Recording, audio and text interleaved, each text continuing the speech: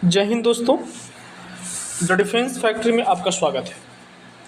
यह वीडियो उन लोगों के लिए मैं लेकर आ रहा हूं जो चाहते हैं कि कम समय में पूरे पॉलिटी को मैं रिवाइज कर लूं, जो एग्जामिनेशन देने जा रहे हो या जिनका पॉलिटी पढ़ लिए हैं, जो व्यक्ति पॉलिटी पढ़ चुके हैं और सोचते हैं कि कम समय में पूरा पॉलिटी को रिवाइज कर लें, एक शॉर्ट नोट्स हो, उस टाइप के मैं आप लोग को ये वीडियो बनाया जा रहा है। इसको देखें और इसके बाद ऑब्जेक्टिव क्वेश्चन प्रैक्टिस करें, आपका पूरा पॉलिटी क्लियर हो जाएगा और एग्जामिनेशन में एक भी प्रश्न छूटने वाला नहीं है।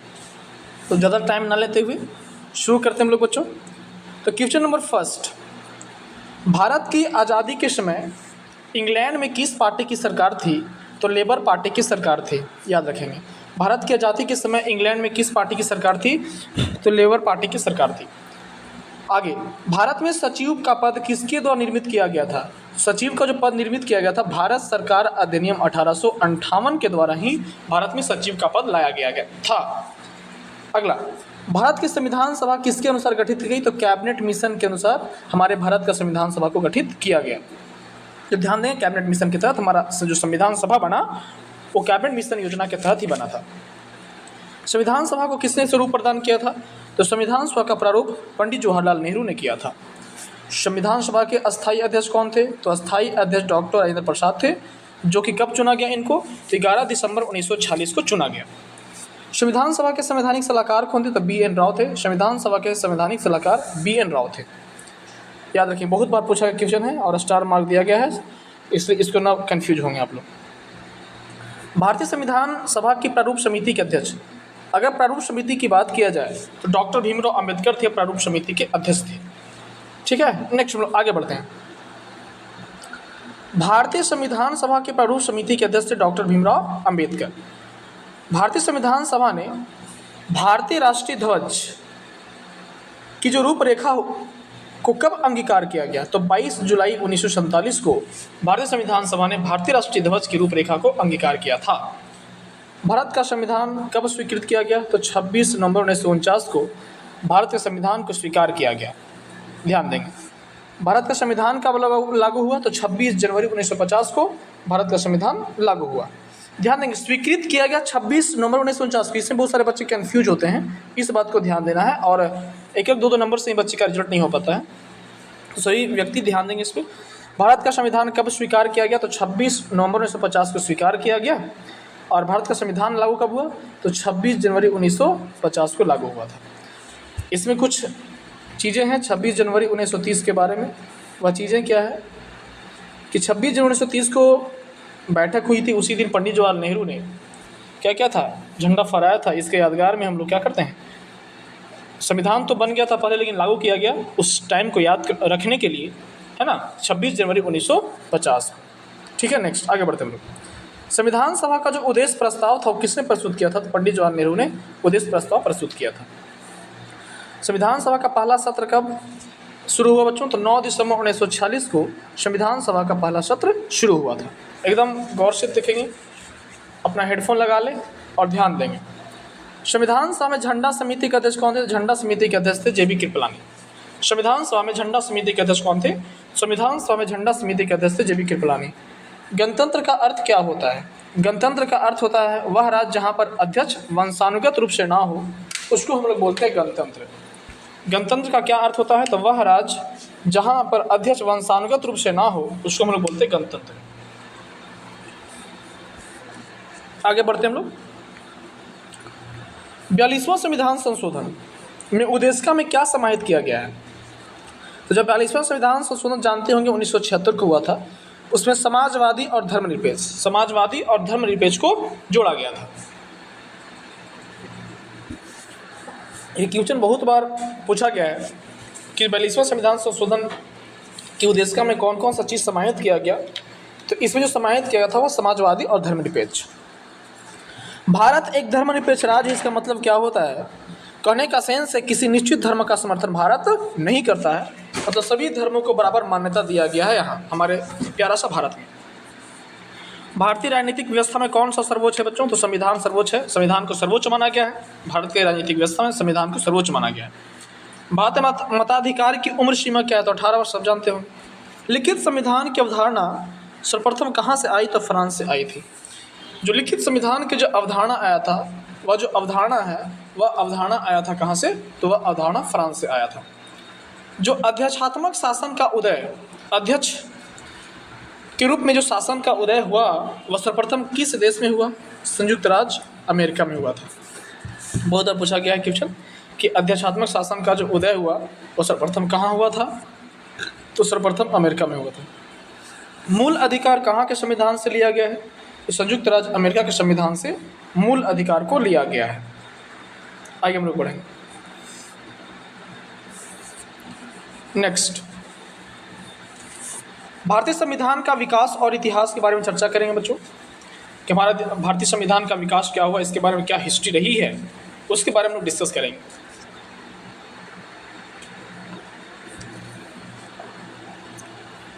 कैबिनेट मिशन योजना 1946 के दिशा निर्देशों के अनुसार विधानसभा का गठन किया गया।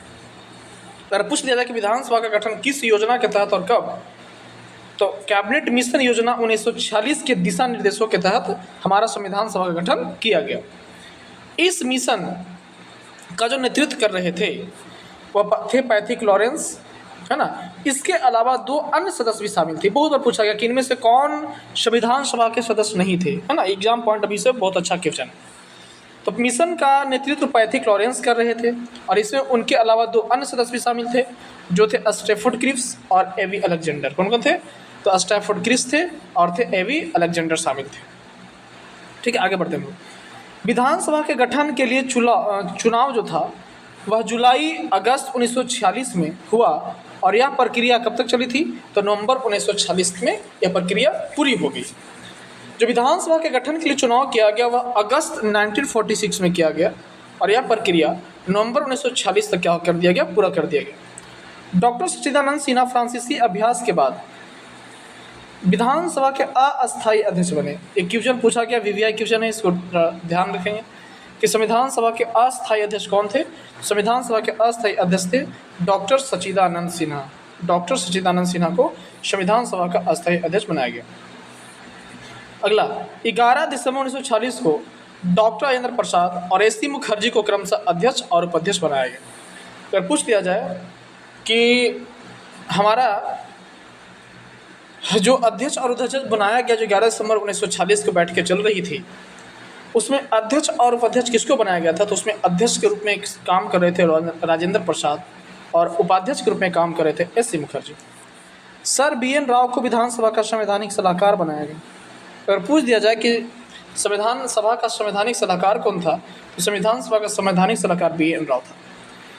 विधानसभा की पहली बैठक 9 दिसंबर 1946 को हुई थी और पहली बैठक में 211 सदस्यों ने भाग लिया। अगर पूछ दिया जाए कि संविधान सभा की पहली बैठक कब हुई थी, तो संविधान सभा की पहली बैठक 9 दिसंबर 1946 को हुई थी और इस बैठक में कितने प्रतिनिधियों ने भाग लिया था?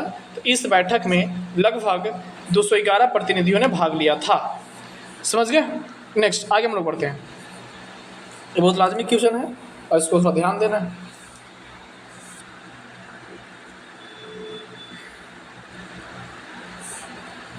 तो अगर पूछा जाए कि संविधान सभा की पहली बैठक में कितने प्रतिनिधि भाग लिए, तो 211 प्रतिनिधियों ने भाग लिए थे। कुछ जो अंतरिम सरकार, जो मंत्रिमंडल में अंतिम सरकार में जो सदस्य के रूप में काम किया था, जो व्यक्ति इसमें थे उसका नाम दिया गया है और किस पद पर थे उसका बारे में डिस्कस किया गया है। ध्यान दें। सर क्लाउड ऑचिनलेक वह कमांडर इन चीफ थे। अगर पूछ दिया जाए कमांडर इन चीफ कौन थे, तो कमांडर इन चीफ जो थे वह sir cloud Auchinleck. Sir cloud Auchinleck commander in chief थे। ठीक है, आगे बढ़ते हैं हम लोग। जवाहरलाल नेहरू क्या कर रहे थे भाई? जवाहरलाल नेहरू उपराष्ट्रपति थे और विदेशी मामलों और राष्ट्रमंडल संबंधों के प्रभारी थे। कौन? तो जवाहरलाल नेहरू। अंतरिम जो सरकार बनी, अंतिम सरकार की जो गठन हुई, उस मंत्रिमंडल में जो भी जिस पोस्ट पे थे उसके बारे में आज बताया जा रहा है। तो ध्यान देना, मैंने पहला बताया कमांडर इन चीफ कौन थे? Sir cloud Auchinleck. उपराष्ट्रपति और विदेशी मामलों और राष्ट्रमंडल संबंधी प्रभारी कौन थे? पंडित जवाहरलाल नेहरू। गृह मामले, सूचना और प्रसारण मंत्रालय कौन थे? किनका दिया गया था? तो सरदार वल्लभ भाई पटेल को दिया गया था। कृषि और खाद्य मंत्री कौन थे? राजेंद्र प्रसाद। बहुत बार पूछा गया कृषि मंत्री, अंतरिम जो मंत्रिमंडल था, अंतिम सरकार बनी थी, उस मंत्रिमंडल में कृषि मंत्री कौन थे? तो राजेंद्र प्रसाद थे। और खाद्य मंत्री भी कौन थे? राजेंद्र प्रसाद थे। कॉमर्स मंत्री कौन थे? तो कॉमर्स मंत्री इब्राहिम इस्माइल चुंदरीगढ़। इब्राहिम इस्माइल चुंदरीगढ़ थे कॉमर्स मंत्री। आगे हम लोग पढ़ेंगे। रक्षा मंत्री कौन थे? तो रक्षा मंत्री बलदेव सिंह थे। रक्षा मंत्री कौन थे? बलदेव सिंह। लियाकत अली वित्त मंत्री थे। राजगोपालचारी शिक्षा एवं कला मंत्री थे। अगर रिवाइज करना हो तो इस वीडियो को 2 पर या 1.5 पर देख लेंगे, है ना, तो फटाफट रिवाइज हो जाएगा। और इसके बाद ऑब्जेक्टिव क्वेश्चन सही बच्चे बनाएंगे तो आपका पॉलिटी का मोस्टली हिस्सा क्या हो जाएगा? कंप्लीट हो जाएगा। शिक्षा एवं कला मंत्री कौन थे? तो चक्रवर्ती राजगोपालचारी थे। श्रम मंत्रालय जगजीवन राम। कानून मंत्री कौन थे? तो जोगेंद्र नाथ थे। कानून मंत्री कौन थे? तो जोगेंद्र नाथ थे। और रेलवे और संचार, डाक और हवाई अब्दुल रब निस्तारी थे। अब्दुल रब निस्तारी थे।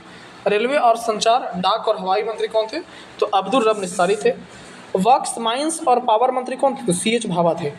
वर्क्स, माइंस और पावर जो मंत्री थे वह थे CH भाभा। नेक्स्ट आगे हम लोग बढ़ते हैं। भारत का संविधान को 26 नवंबर 1949 को 26 नवंबर 1949 को क्या किया गया? अपनाया गया। अगर पूछ दिया जाए कि भारत के संविधान को कब अपनाया गया तो 26 नवंबर 1949 को अपनाया गया था। हालांकि 26 जनवरी 1950 को हमारा संविधान काम करना शुरू किया, मतलब प्रभावी हुआ। 26 जनवरी को भारत के गणतंत्र दिवस के रूप में मनाया जाता है। अगर इसके पहले 2 दिन पहले की बात करूं तो 24 जनवरी 1950 को 24 जनवरी 1950 को राष्ट्रीय गीत और राष्ट्रीय गान को अपनाया गया। अगर पूछ दिया जाए कि राष्ट्रीय गीत और राष्ट्रीय गान को कब अपनाया गया तो 24 जनवरी 1950 को राष्ट्रीय गीत और राष्ट्रीय गान को अपनाया गया। हमारा संविधान लागू कब हुआ? संविधान मेरा काम करना शुरू कब किया? तो 26 जनवरी 1950 को। और संविधान अपनाया कब किया? तो 26 नवंबर 1949 को मेरा संविधान अपनाया गया। 22 जुलाई, बहुत इंपॉर्टेंट फैक्ट है, स्टार मारा गया है। 22 जुलाई 1947 को राष्ट्रीय ध्वज को अपनाया गया। तो अगर पूछ दिया जाए कि राष्ट्रीय ध्वज को कब अपनाया गया तो 22 जुलाई 1947 को हमारा जो राष्ट्रीय ध्वज है तिरंगा, इसमें 3 रंग होते हैं, केसरिया, सफ़ेद, हरा। केसरिया बल का प्रतीक है, सफ़ेद जो है आपको सच्चाई, और हरा रंग हरियाली का प्रतीक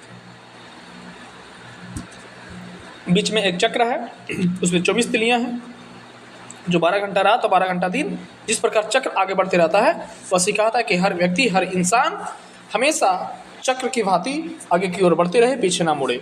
ठीक है, आप लोग जानते होंगे इस चक्र के पहले चरखा था, जो चरखा कोई संदेश, कोई मैसेज नहीं देता था। समझ गए? इससे चरखा को हटाकर चक्र लाया गया। तो हमारा जो ध्वज है, प्यारा सा राष्ट्रीय ध्वज जिसका नाम है तिरंगा, उस तिरंगा को अपनाया गया 22 जुलाई 1947 को अपनाया गया। तिरंगा को अपनाया गया, तिरंगा को अपनाया गया 22 जुलाई 1947 को अपनाया गया। नेक्स्ट आगे बढ़ते हैं हम लोग।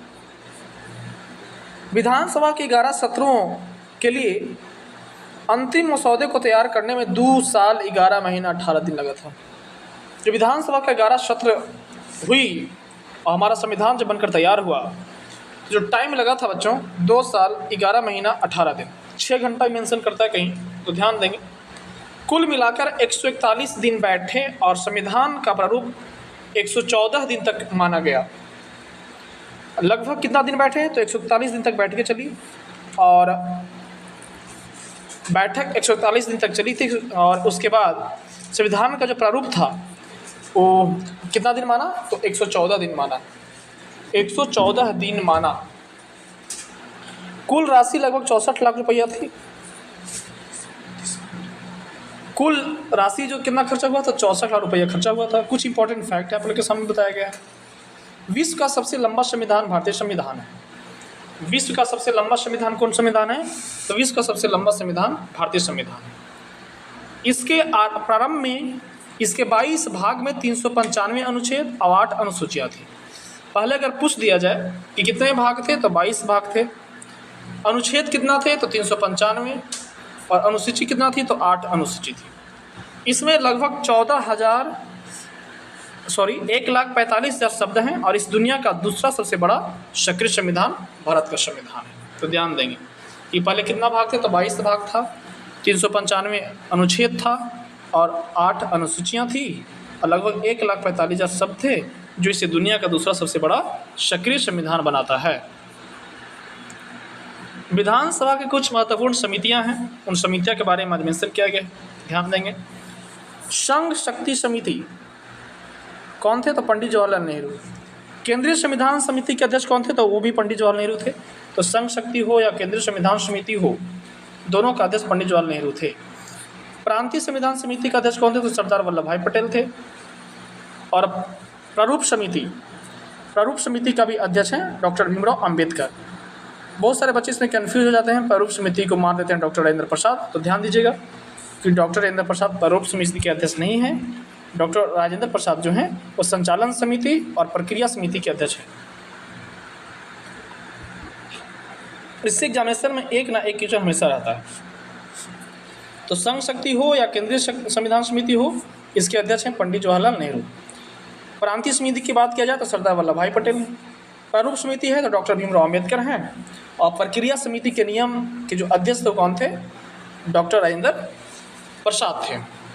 तो प्रारूप समिति और प्रक्रिया समिति में कन्फ्यूज नहीं होना, मैं बार बार रिपीट कर रहा हूँ कि प्रारूप समिति के अध्यक्ष डॉक्टर भीमराव अंबेडकर हैं और प्रक्रिया समिति के अध्यक्ष डॉक्टर राजेंद्र प्रसाद हैं। संचालन समिति का कार्यभार डॉक्टर राजेंद्र प्रसाद को दिया गया।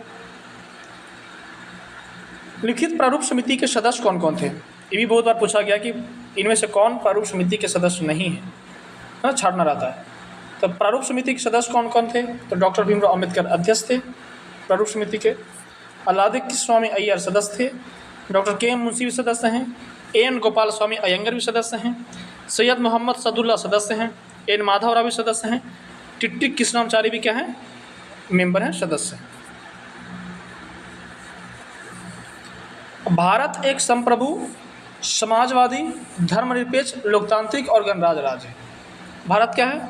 तो भारत एक संप्रभु, समाजवादी, धर्मनिरपेक्ष, लोकतांत्रिक और गणतंत्र राज्य है। संप्रभु का मतलब है बिल्कुल स्वतंत्र। संप्रभु का मतलब क्या होता है? बिल्कुल स्वतंत्र या किसी अन्य राज्य के नियंत्रण में नहीं है। पहले ब्रिटिश के नियंत्रण में था, है ना, लेकिन अब हमारा प्यारा भारत किसी के नियंत्रण में नहीं है। समाजवादी में एक प्रणाली शामिल है जो कुछ ही समय में धन की एकाग्रता से बचने का प्रयास करेगी और इसके समान वितरण का आश्वासन करेगी। इसका यह भी अर्थ है कि भारत सभी रूपों में शोषण के खिलाफ है। भारत को कोई शोषण कर नहीं सकता, है ना। भारत सेल्फ डिपेंडेंट बन रहा है, अपने सभी नागरिकों के लिए आर्थिक न्याय में क्या करता है? विश्वास करता है।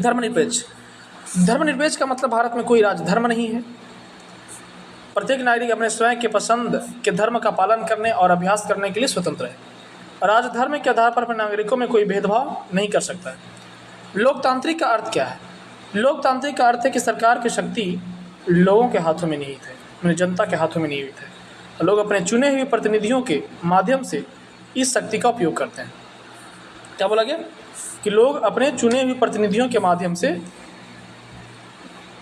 इस शक्ति का उपयोग करते हैं। उनके लिए जिम्मेदार हैं, जो कि किनके लिए? तो नागरिकों के लिए जिम्मेदार हैं। सभी नागरिक समान राजनीतिक अधिकारों का आनंद लेते हैं।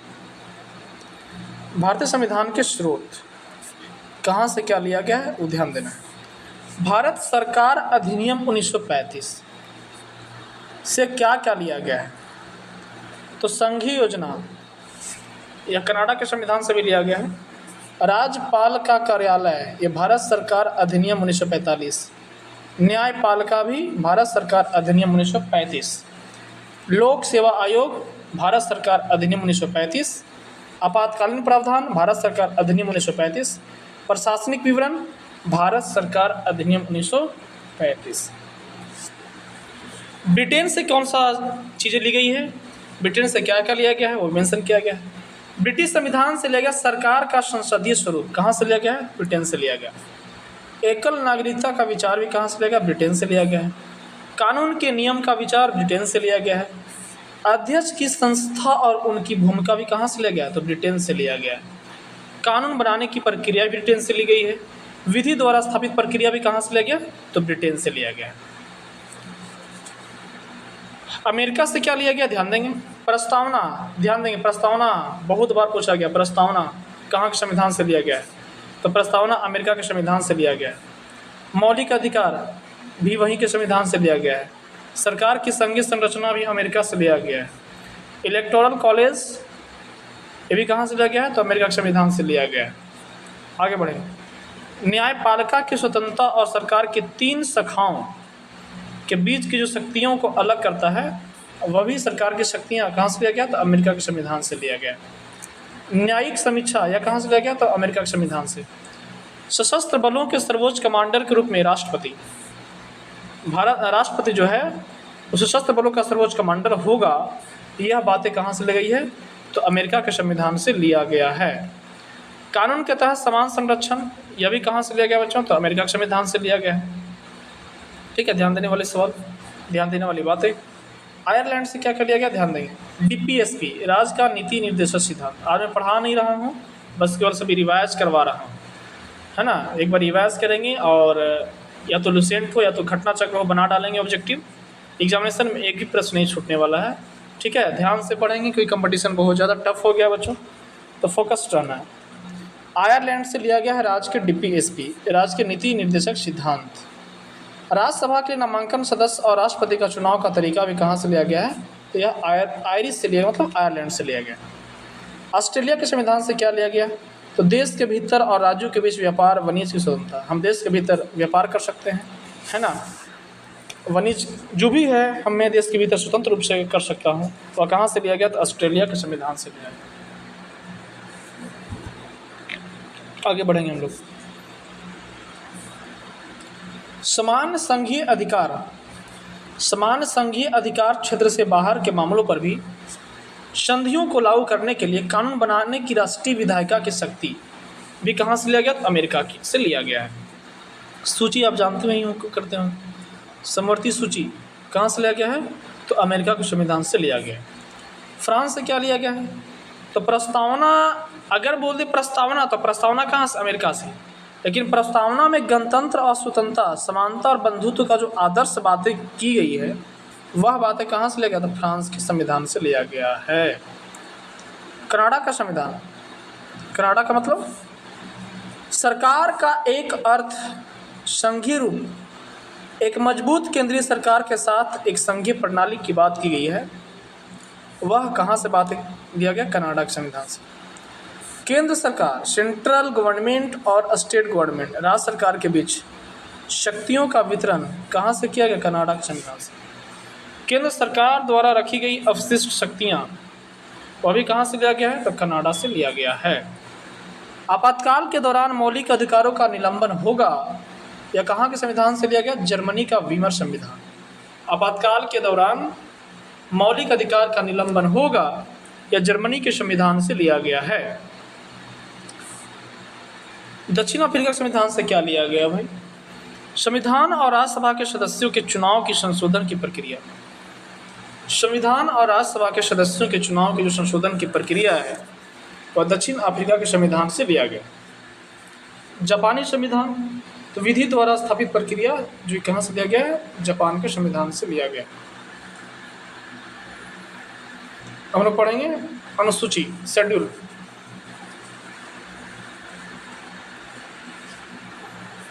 पहली अनुसूची जो कि अनुच्छेद 1 से 4 तक बात करती है ना। दूसरी 5 से 11, 12 से 35, 36 से 51, आप जानते ही होंगे सब। पहले, दूसरी, तीसरी, चौथी।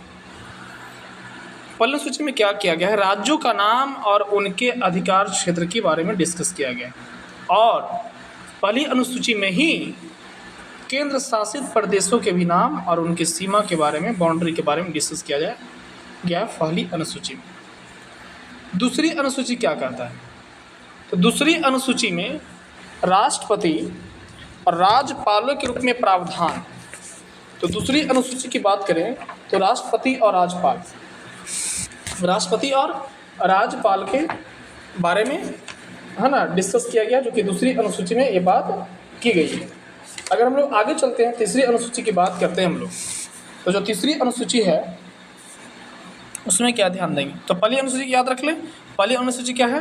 राज्यों का नाम, मतलब भारतीय संघ के घटक राज्य जो 29 राज्य और 7 केंद्र शासित प्रदेश हैं, वो उसके बारे में जो डिस्कस किया गया पहली अनुसूची में किया गया।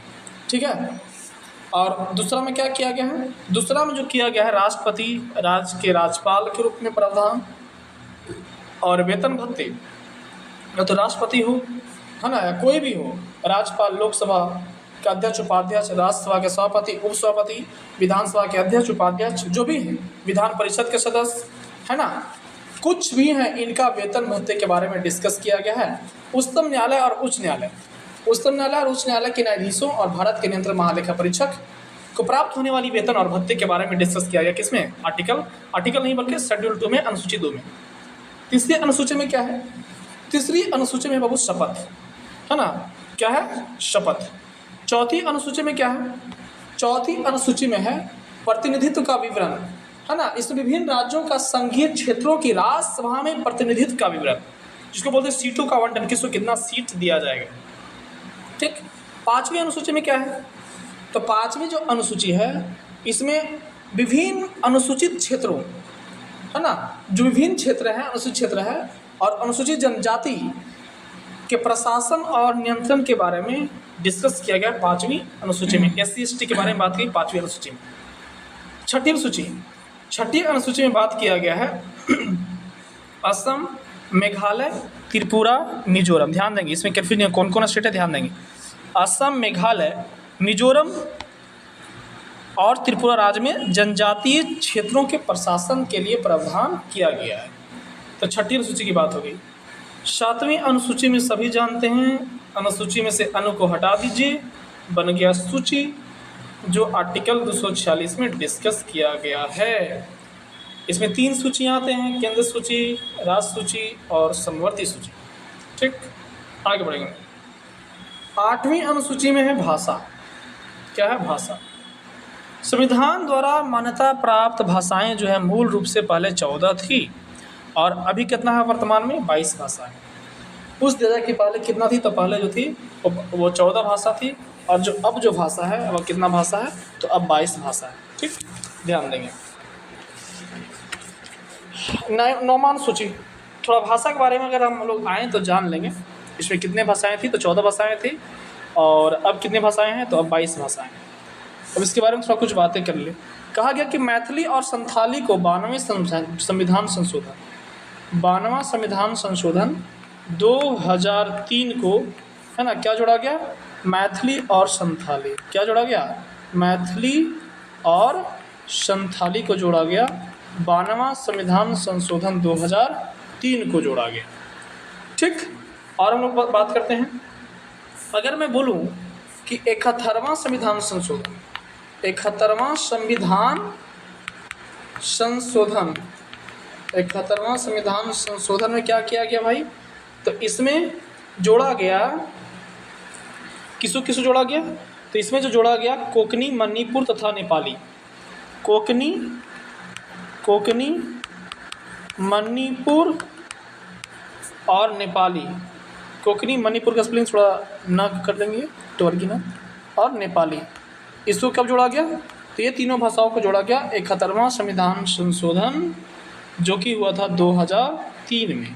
ठीक, कोंकणी, मणिपुर, नेपाली 71वां संविधान संशोधन 2003 में। और 21वां संविधान संशोधन 1967 को अगर मैं बात करूं कि 21वां संविधान संशोधन 1968, 21वां संविधान संशोधन 1968 में क्या किया गया? 21वां संविधान संशोधन 1967, जो कि इसमें जोड़ा गया सिंधी को। किसको जोड़ा गया? सिंधी को जोड़ा गया 21वां संविधान संशोधन 1967 को। और मैथिली, संथाली, है ना, मैथिली और संथाली जो कि जोड़ा गया, इसमें और कुछ भाषाएं मैथिली, संथाली, डोगरी एवं बोडो, जो कि 8वीं अनुसूची में शामिल किया गया। 92वां संविधान संशोधन 2003 को शामिल किया। तो कन्फ्यूज नहीं होना, एक बार फिर से मैं क्लैरिफाई कर दे रहा हूँ। पहले कितने भाषाएं थी? 14, अब कितने हैं? 22। कैसे क्या जोड़ा गया? ध्यान दीजिए। पहले मैंने बताया कि 21वां संविधान संशोधन 1967, 21वां संविधान संशोधन 1967 को जोड़ा गया सिंधी को। किसको जोड़ा गया? सिंधी को जोड़ा गया। ठीक, आगे 71वां संविधान संशोधन 1992, 71वां संविधान संशोधन 1992 को जोड़ा गया कोंकणी, मणिपुर तथा नेपाली।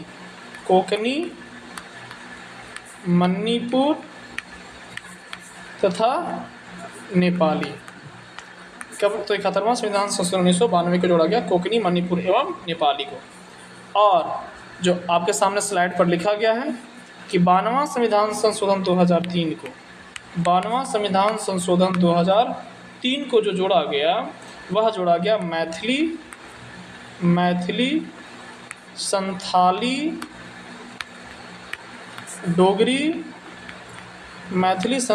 डोगरी, है ना, और बोडो, इसको जोड़ा गया बच्चों। 92वां संविधान संशोधन 2003 को जोड़ा गया। तो अब मैं उम्मीद कर रहा हूँ क्लियर हो गया होगा। तो आप 8वीं अनुसूची की बात करें तो 8वीं अनुसूची में क्या है, तो 8वीं अनुसूची में भाषा, पहले कितने भाषा थे, तो 14, अब कितने हैं, तो 22। ठीक। 9वीं अनुसूची में क्या है, ध्यान देंगे। 9वीं अनुसूची जो कहता है, इसमें कुछ संशोधन किया गया है और संशोधन करके अधिनियम 1951 ईस्वी के द्वारा कुछ जोड़ा गया है। इसके अंतर्गत क्या है, राज्य द्वारा संपत्ति के अधिग्रहण की जो विधियां का उल्लेख किया गया था कि इस अनुसूची में सम्मिलित विषयों को न्यायालय तक क्या है, चुनौती नहीं दी जा सकती। हालांकि जो अधिनियम के बारे में, संपत्ति के बारे में जो डिस्कस किया था, जमींदारी व्यवस्था कैसे निपटना है ना, अगर संपत्ति के बारे में डिस्कस करें तो संपत्ति 9वीं अनुसूची में। ठीक। 10वीं अनुसूची में दल बदल, 10वीं अनुसूची में क्या है, वो दल बदल है ना। आगे, और यह संविधान के, अगर पूछ दिया जाए कि दल बदल 52वां संविधान संशोधन 1985 के द्वारा जोड़ी गई थी दल बदल को। ठीक। क्योंकि दल बदल आर्टिकल दर्शाया गया है। 11वीं अनुसूची में जो बात की गई है, वो 11वीं अनुसूची में, अगर पहले इसके बारे में हम लोग डिटेल से जान लें 11वीं अनुसूची के बारे में, इसमें कहता है कि यह अनुसूची संविधान में 73वें संविधान संशोधन, 73वें संवैधानिक, ध्यान देंगे, जो 11वीं अनुसूची की बात कर रही है, 73वें संवैधानिक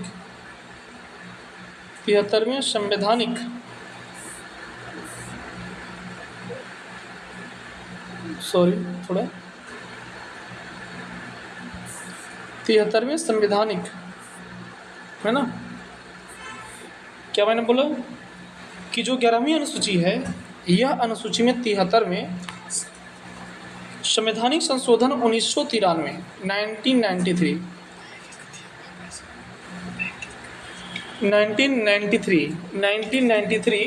के तहत जोड़ी गई है। 1993 के तहत जोड़ी गई है ना। इसे पंचायती राज संस्थाओं को कार्य करने के लिए लगभग 29 विषय प्रदान किया गया। कितना विषय प्रदान किया गया, तो पंचायती राज के लिए 29 विषय। पंचायती राज जो 11वीं अनुसूची में शामिल है, ध्यान देंगे, आर्टिकल 143 का जी याद रखेंगे, इसमें बहुत सारे बच्चे कंफ्यूज जाते हैं। पंचायती राज 243 जी। ठीक। 12वीं अनुसूची जो कि अनुच्छेद दर्शाया गया 243 डब्ल्यू, इसमें नगर पालिकाओं का अधिकार है ना। इसमें नगर पालिका का अधिकार कैसे के बारे में डिस्कस किया गया है। अगर 12वीं अनुसूची के बारे में अगर डिटेल से हम लोग थोड़ा जानें, थोड़ा बैकग्राउंड में अगर समझाऊँ 12वीं अनुसूची के बारे में, तो यह 74वां संविधान संशोधन 1993 के द्वारा, 11वां को 73वां संविधान संशोधन और 12वीं अनुसूची को 74वां संविधान संशोधन के द्वारा जोड़ी गई। इसमें शहरी क्षेत्र के स्थानीय स्वशासन संस्थाओं के कार्य करने के लिए इसमें 18 विषय प्रदान किया गया। कितने विषय, 18 विषय। और पंचायती राज में ध्यान देंगे 29 विषय प्रदान किया गया था।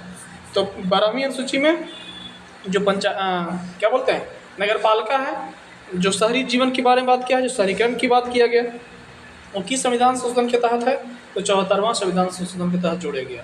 और पंचायती राज 73वां संविधान संशोधन के तहत जोड़ा गया। कुछ इंपॉर्टेंट आर्टिकल है, उसके बारे में डिस्कस कर लेते हैं। साथ में लोग जानते हैं मूल अधिकार, 7वां पॉइंट मूल अधिकार, हम लोग बात फंडामेंटल राइट। तो फंडामेंटल राइट के बारे में डिस्कस कर ले। मूल अधिकार जो है, साधारणतः इसकी जो परिभाषा मूल अधिकार की है कि किन्हें मूल अधिकार प्राप्त है, यह आर्टिकल 12 ये मूल अधिकार की परिभाषा के बारे में बात की गई है। तो अनुच्छेद 12 में मूल अधिकार की परिभाषा। अनुच्छेद 13 में क्या है, तो मूल अधिकार से असंगत तथा उनका अल्पीकरण करने की विधि। अनुच्छेद 13 कहता है कि मूल अधिकार में किसको असंगत ठहराया जाए, है ना। उनके बारे में, नियम कानून के बारे में डिस्कस किया गया है अनुच्छेद 13 में। आगे मौलिक अधिकार अर्थात मूल अधिकार कितने हैं? तो पहला है समता का अधिकार। इसका कोड हम लोग बनाए स ध स। पहला समता का अधिकार, स्वतंत्रता का अधिकार, शिक्षा, है ना। सब आगे बढ़ेंगे हम लोग। तो अनुच्छेद 14 में क्या हो गया? तो विधि के समक्ष समानता। और समता का अधिकार कहाँ से कहाँ तक पर ध्यान दें? तो समता का अधिकार 14 से 18। उसके बाद आ जाएगा स्वतंत्रता का अधिकार। तो समता का अधिकार आर्टिकल 14 से आर्टिकल 18, जो कि विधि के समक्ष समता। क्या है? विधि के समक्ष समता, अनुच्छेद 14। 15 में क्या है? धर्म, मूल वंश, जाति, लिंग या जन्म स्थान के आधार पर विभेद का प्रतिषेध। कि कोई भी व्यक्ति भारत में या भारत के लोग धर्म या जाति या मूल वंश के आधार पर कोई भेदभाव नहीं करेगा। यह आर्टिकल 15 में बताया गया है।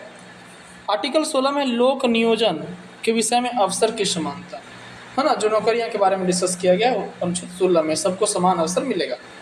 अनुच्छेद 17 अस्पृश्यता का अंत, है ना, भेदभाव जिसको हम लोग बोला गया, छोटे को दिखाना। अनुच्छेद 18 उपाधियों का अंत। अनुच्छेद 18 क्या हो गया? उपाधियों का अंत। ध्यान दें आगे। तो 14 से 18 समता का अधिकार, है ना। 19 से 21 के बारे में डिस्कस किया जा रहा है। तो 19 से 21 के बारे में क्या कहा जा रहा है, ध्यान देंगे। अनुच्छेद 19 जो कि बोलने की स्वतंत्रता है ना। अनुच्छेद 20 है अपराधों के लिए दोष सिद्धि के संबंध में संरक्षण। अगर कोई अपराध कर दिया उसके लिए क्या, है ना, क्या होगा आगे, उसके बारे में जो नियम कानून बना है उसके अनुसार उसकी सजा होगी। आर्टिकल 20। आर्टिकल 21 में बोला जा रहा है प्राण एवं दैहिक स्वतंत्रता। आर्टिकल 21 में क्या बोला जा रहा है? तो आर्टिकल 21 में बोला जा रहा है प्राण एवं दैहिक स्वतंत्रता, है ना। आर्टिकल 22 में क्या है?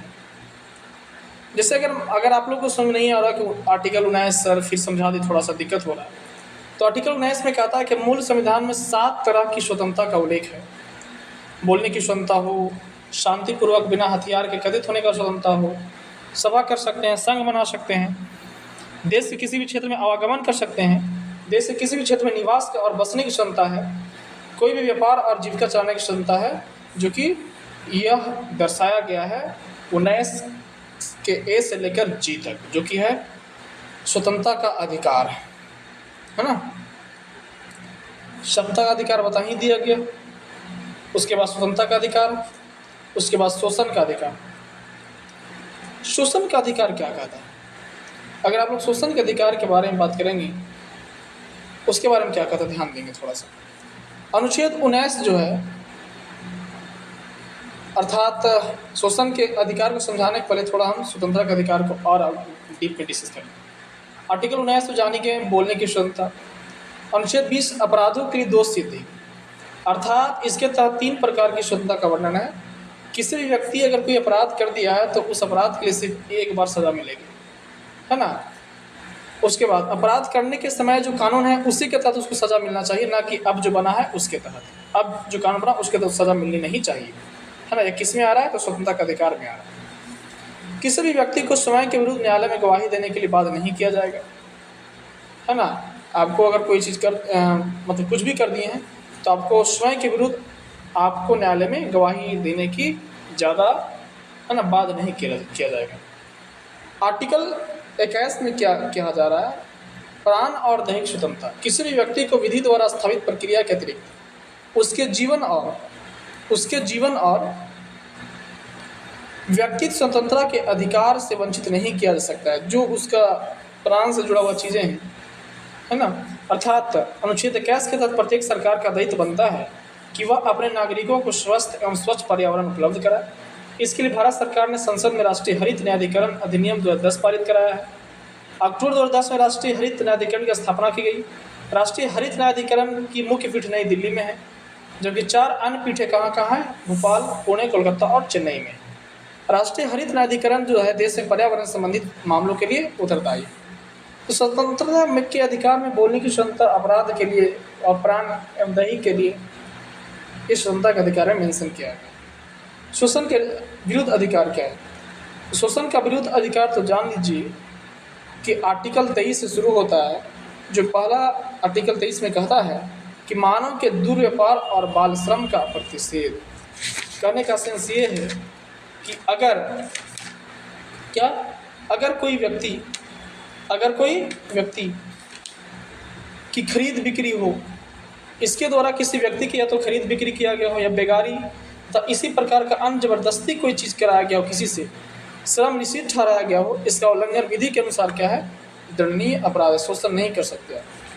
आर्टिकल 24 में कहता है कि कारखानों आदि में बालकों का नियोजन का प्रतिशत 14 वर्ष से कम आयु वाले व्यक्ति को, अगर 14 वर्ष से कम हो रहा है किसी बच्चे को कारखानों में या तो खानों में या अन्य किसी जोखिम भरे काम पर नियुक्त नहीं कर सकता। बहुत बार पूछा है कि 14 वर्ष से कम आयु के बच्चे को कारखाने में काम करने से प्रतिषेध है, वह आर्टिकल किस में दिया गया है, तो वह अनुच्छेद 24 में दिया गया है। आज हम लोग मौलिक अधिकार को थोड़ा पढ़ करके आज क्लास को एंड करेंगे, या तो आज रहने दीजिए पार्ट 1, आगे पार्ट 2 बनेगा।